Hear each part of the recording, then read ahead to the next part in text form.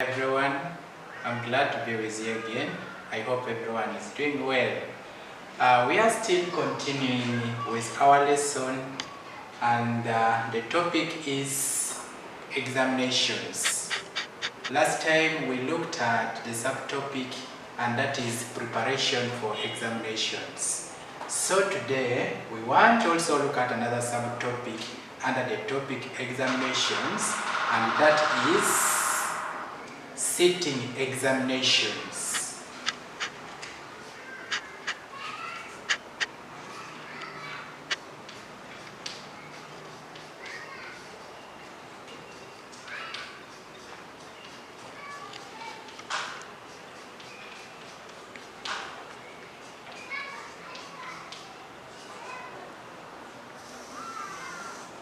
So this is our subtopic, sitting examinations. Remember, when we're looking at preparations for examination, we looked at some new words. For example, we had the words like examiner, we had words like examination, we had words like examinee, we had instructions, and many other words. These are the words we looked at. So today, we shall also look at some keywords under our subtopic, sitting examinations. Much as they are not new, but let us call them new words.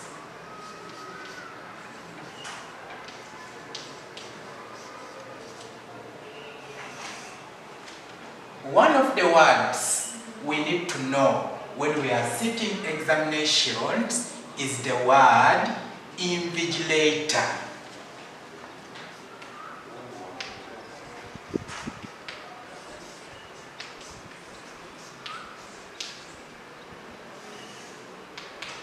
We have our word here, invigilator. You spell it as INVIGILATOR.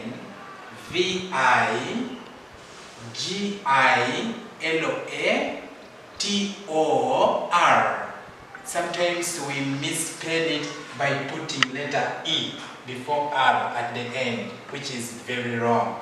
So our word here, invigilator, means a person who supervises exams during examination process.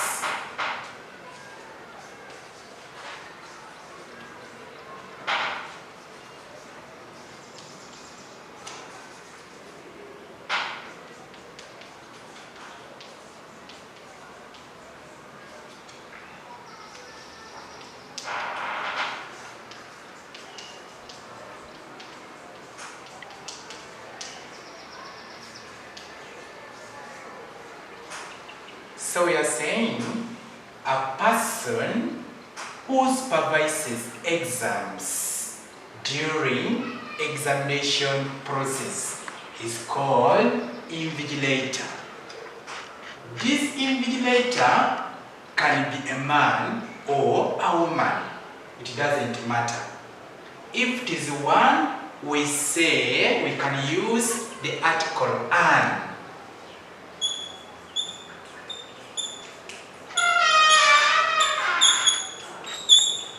So we can say an invigilator. And if there are many, we can say invigilators. That means we need to add letter S.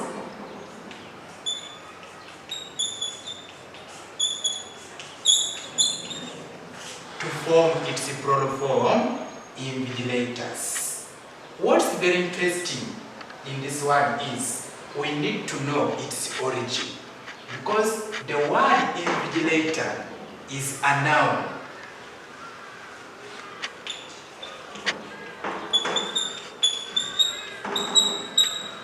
This word invigilator is a noun from a main verb, from a certain verb, and that verb is invigilate.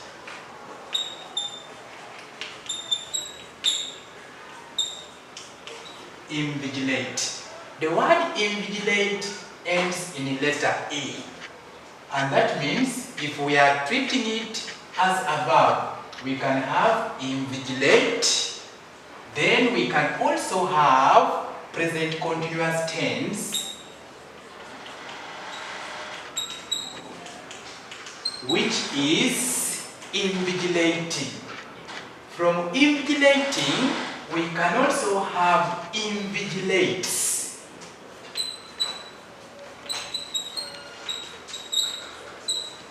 We can form another word, invigilates, and then we go to past tense, which is invigilated.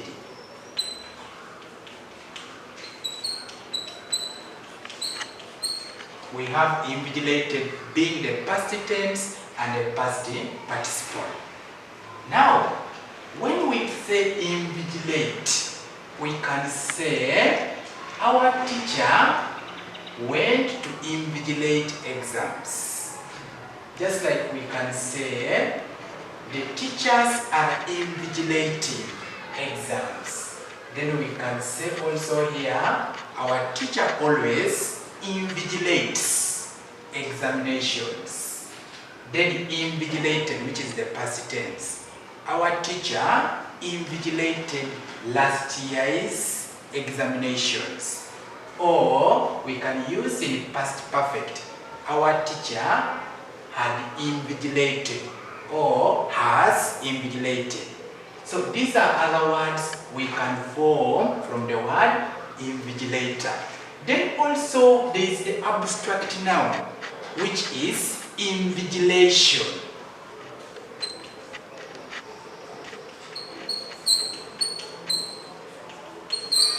Invigilation.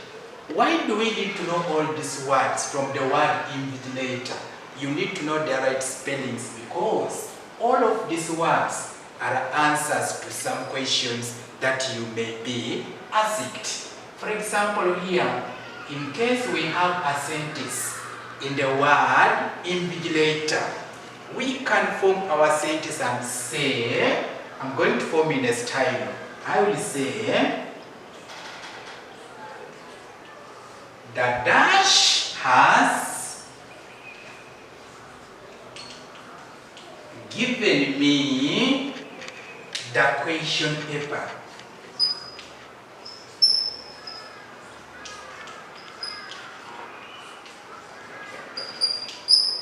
My full stop is there.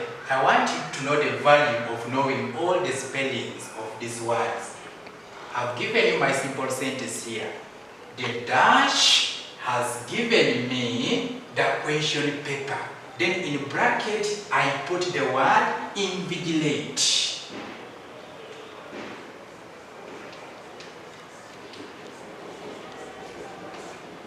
You can see our sentence. The dash has given me the question paper. Then in bracket, invigilate. You find that if you're not very keen, you're going to say the invigilator, but with the wrong spelling. What most candidates do, they just copy the word invigilate and they add letter R, forgetting that they have to change the last E to O before you add the letter R, so that you come up with the right spelling, which is invigilator,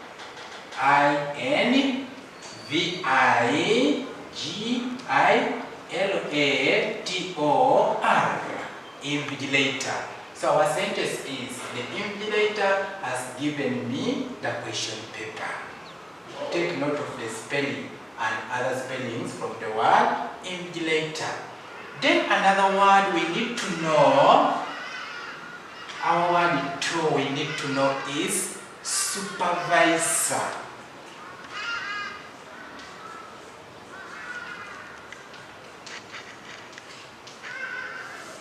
Our next word is supervisor.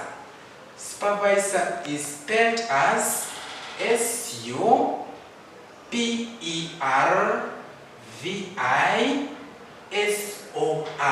That is the word supervisor. Now when we look at our word supervisor, what does it mean? This word supervisor means someone else someone else who is in charge of the examination center. Remember, we looked at that word examination center when we were talking about preparation for examinations. The supervisor is somebody who is in charge of the examination center and is responsible for the supervision of all the examinations.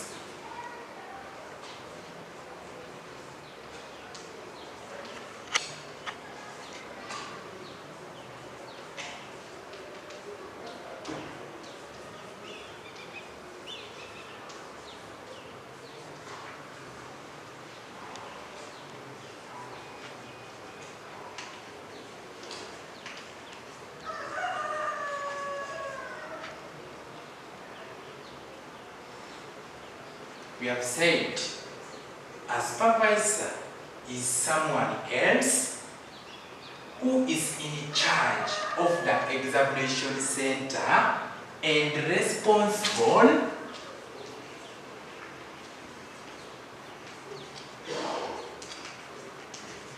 for the supervision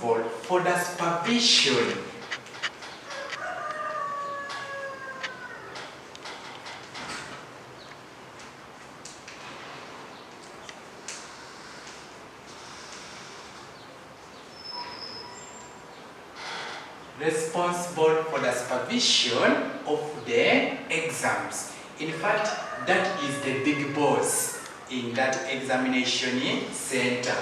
These supervisors, like I said, they can be male or female. It doesn't matter there. And a supervisor. Then many are supervisors. That means from the word supervisor,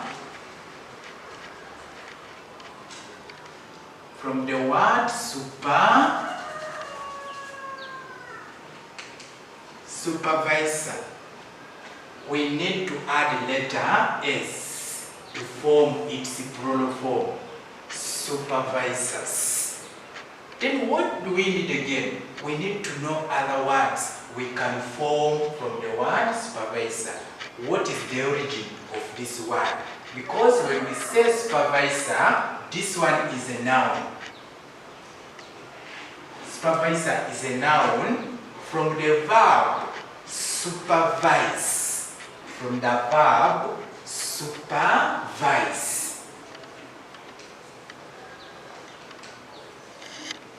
This is our word, supervise. Now when we are treating it as a verb, that means we can have supervise, we shall supervise exams, then we shall say the teachers are supervising. So our next word here is supervising. The teachers are supervising exams. Then we shall say our teacher always supervises. So our next word is supervises. What if we are talking about things which happened long ago? We need now the past tense of the word supervise, which is supervised. So we add letter D, this one being regular verb. Supervised, which is the past tense and the past participle of the main verb supervise. Then now the abstract noun. Let us look at the abstract noun here.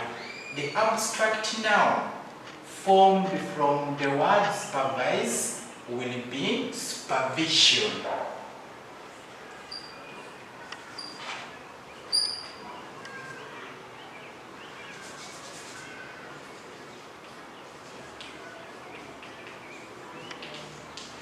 We have the word supervision being the abstract noun.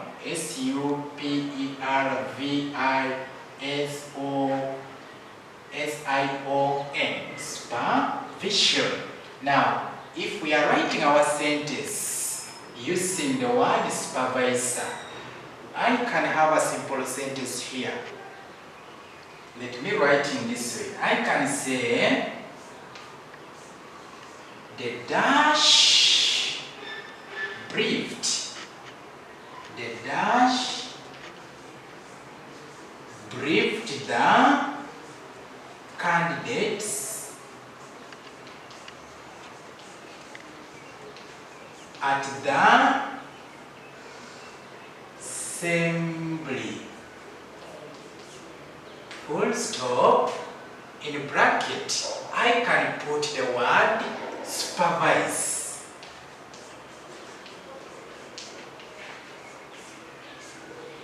These are one of the ways in which we set exams for you. I've had my simple sentence here saying the dash briefed the candidates at the assembly. Now, I've given my word in bracket, which is supervise. The word supervise is a verb. Remember, I told you that this is a verb. So now, what does the examiner want you to do? You are required to form the noun from the word supervise. Which noun would be supervisor? Because you can't say the supervision briefed the candidates. No, the supervision is just the process of supervising the exams. So we cannot say the supervision briefed the candidates. Instead, it's correct to say the supervisor. But remember the right spelling of the word supervisor. Given the verb supervise ending with letter E, do not just copy the word supervise and add R at the end of it. It will be wrong. The last E will change to O before you add a R. So we shall have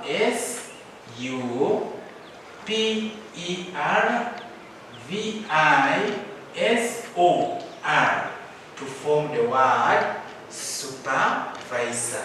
So our sentence will be the supervisor briefed the candidates at the assembly.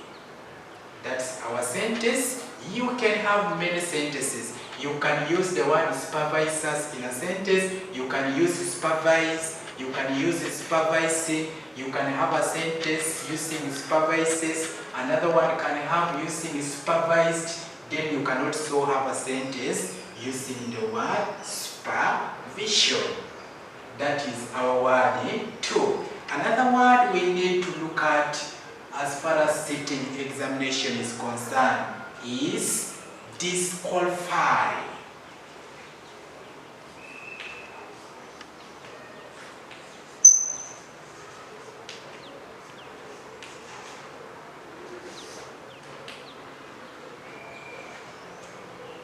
Our word is disqualify.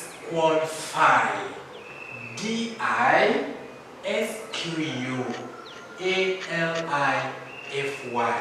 Disqualify. What does it mean?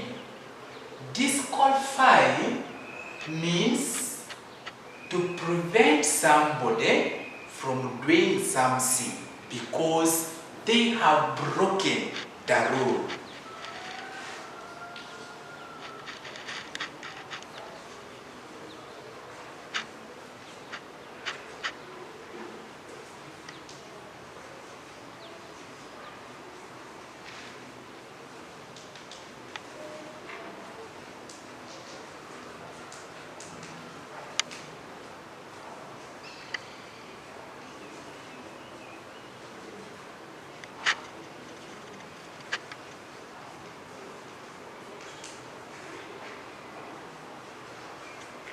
So, when you're doing your exams and you break any of the rules that you're given by the supervisors and the invigilators, what happens is you will be disqualified. That's why we are saying disqualify means to prevent someone from doing something because they have broken the rule. When you break the rule, they have to stop you from doing something. Now this word disqualify is a verb. That means we can have some other words which are formed from the word disqualify. So if we are having disqualify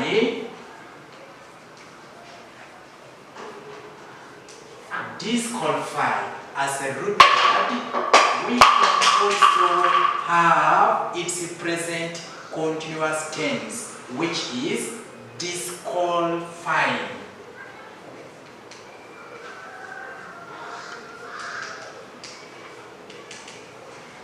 Disqualifying, we just add ing in the word disqualify. And then we can have disqualifies.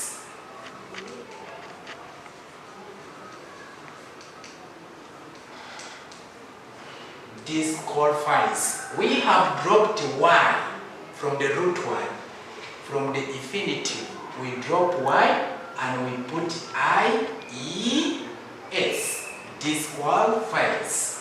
And then the past tense and the past participle are the same, because this one is under regular verbs.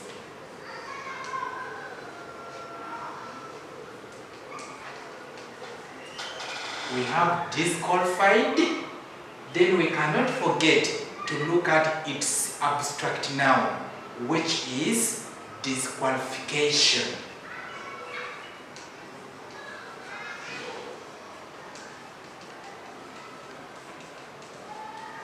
Disqualification is the abstract noun.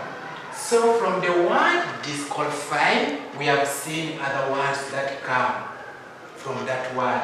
We have disqualify, disqualifying, disqualifies, disqualified, and disqualification. Now, in your comprehension, you will find that they can give you a story. After you have read the story, they will ask you to give another word with the same meaning as disqualify. You can give them the word bar. B-A-R. Just as you hear it. Bar. This is the synonym for the word disqualify. So we are saying the moment you break the rule, you are disqualified from doing something.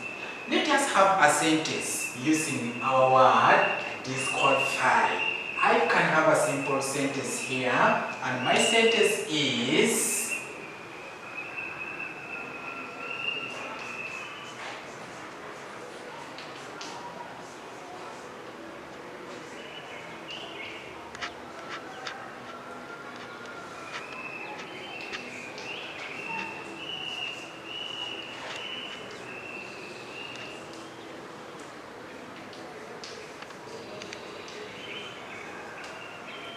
you will be dash dash if you cheat in exams.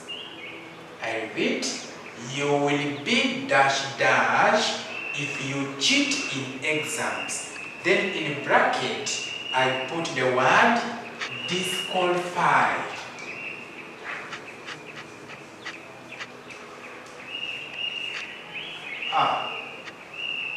Disqualify.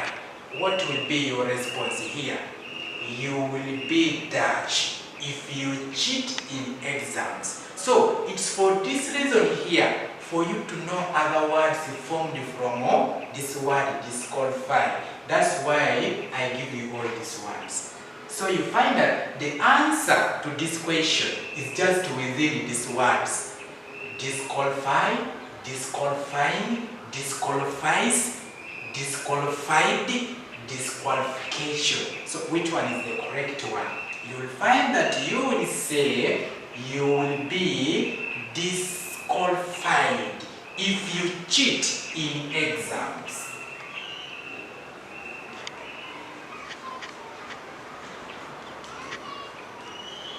Disqualified, you will be disqualified. That is the right answer to this question. So you can have many sentences using any of these words here we have shared. Then the fourth word we need to look at under our subtopic sitting examination is success, which is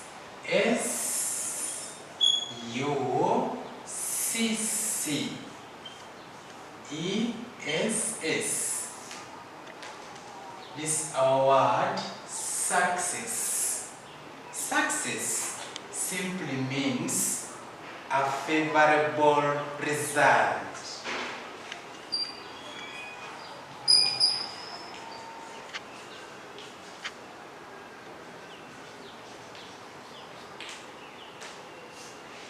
Success simply means favorable results.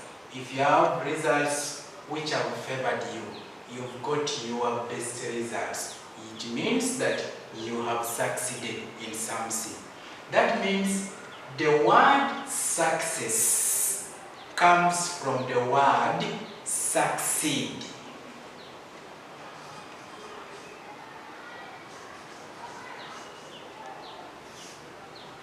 Success is a noun.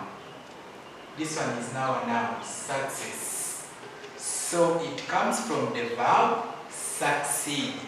That means when we say succeed, we can have other words from the word succeed. First of all, we can have the word succeeding.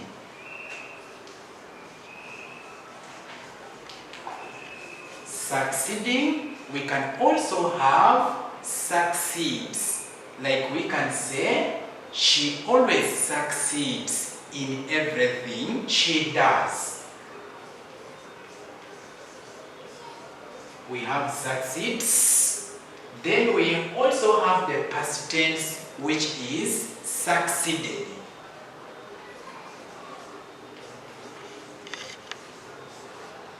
And the past participle also remains succeeded, simply because this one is under regular verbs. So if you have succeed as a verb, succeeding, succeeds, then succeeded. And we have said that success is a noun. The opposite of success is failure.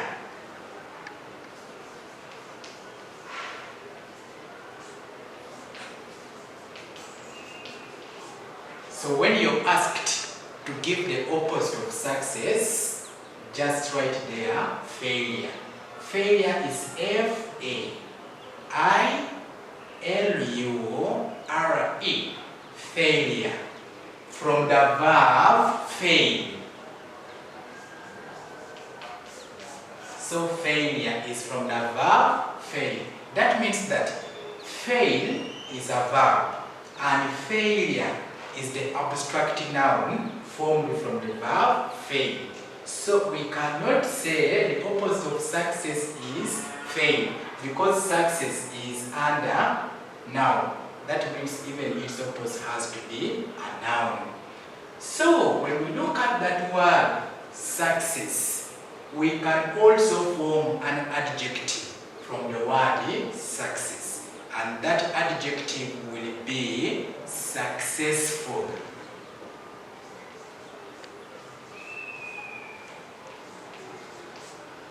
When we now say successful, we are now referring to an adjective.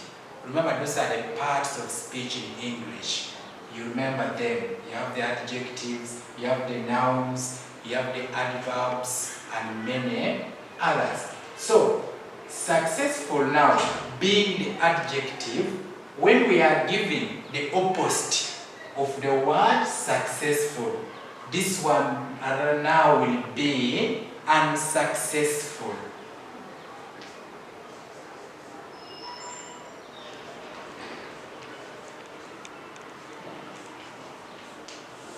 Yes, the opposite of successful is unsuccessful.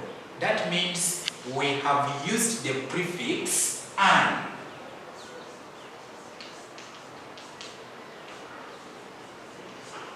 We have used the prefix an.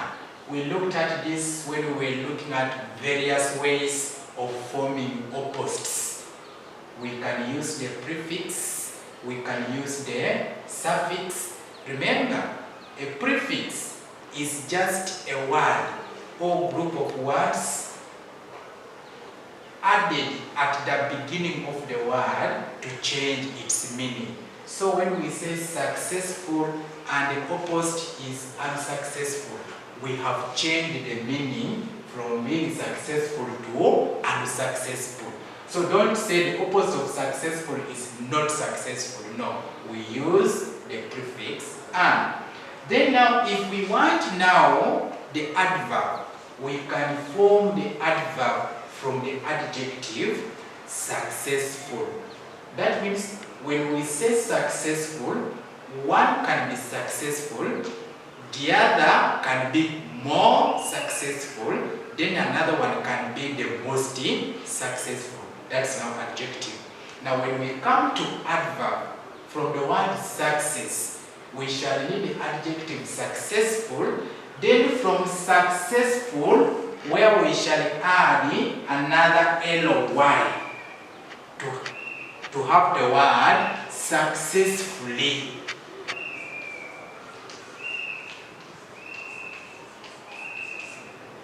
So when we say successfully, this one is now an adverb, whereby we have doubled the last L to form the word successfully.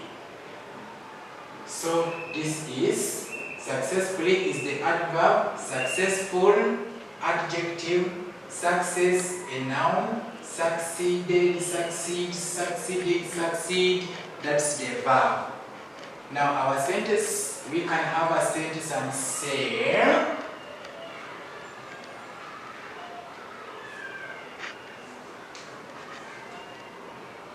John will dash in his exams. John will dash in his exams. Then in the bracket, we can put success. What will you say? You'll find that you will say, John will succeed. So for that reason, you need to know all other words formed from the word success so that you pick the right answer to the question. One thing also you need to know, the preposition which goes with the word success or succeed is in. We use the preposition in. So you can put in practice and make other sentences from that word. Then the other word also we need to know, that's number 5, is division.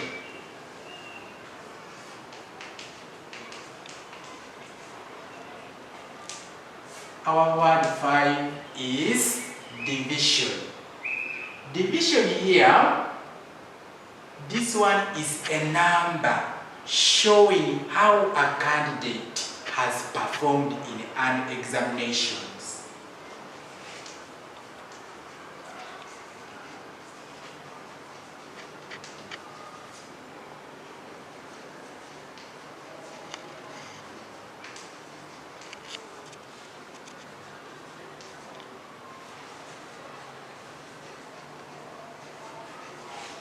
We are saying division simply means a number showing how a candidate has performed. Division is abstract noun from the verb divide. So the origin of the word is here, divide, being a verb. So you can divide something, you can be dividing something, then you might be always dividing, then we can say he always divides. Then we say he has divided. Last week he divided. Then from there we form the abstract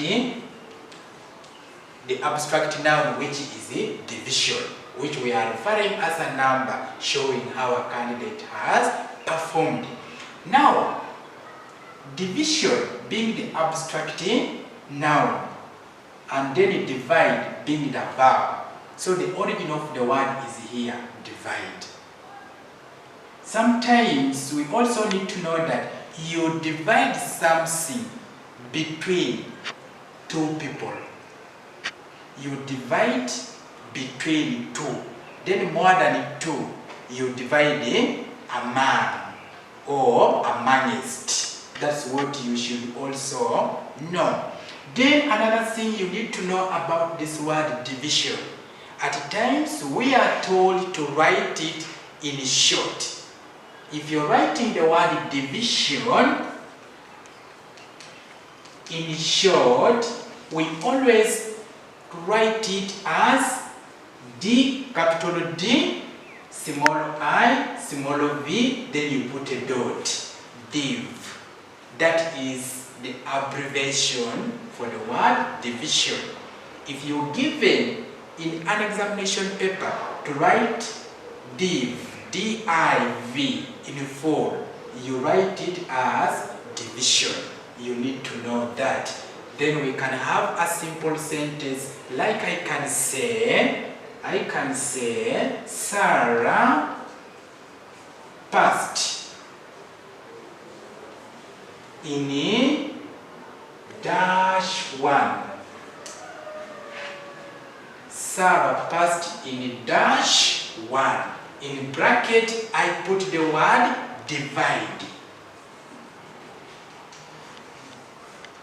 Sarah passed in dash 1.